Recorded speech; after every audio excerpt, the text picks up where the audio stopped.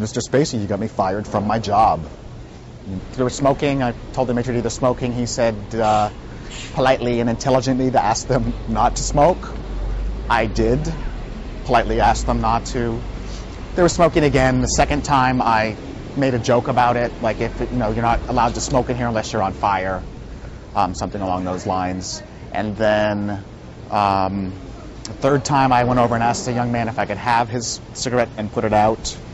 Whereas Kevin Spacey told me that he basically verbatim said to me, you're an aggressive prick.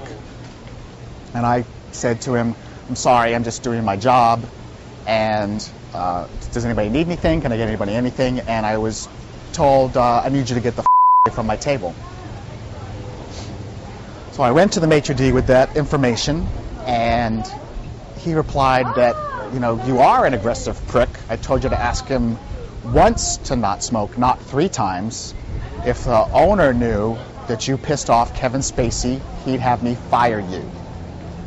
3 days later, I was laid off via the telephone. A young couple had just gotten married and asked him could they take a picture with him? And he said, no, I'm sorry, I don't do pictures, and just walked away. Yeah.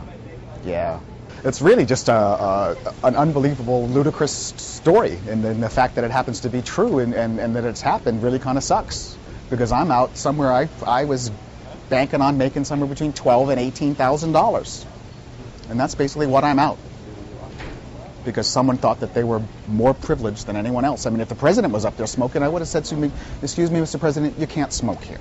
It's just... Kevin, you called me an aggressive prick. I could say the same of you, and I'll never watch another one of your movies again. If I'm ever offered an acting role opposite Kevin Spacey, I hope I'm getting a lot more money than him.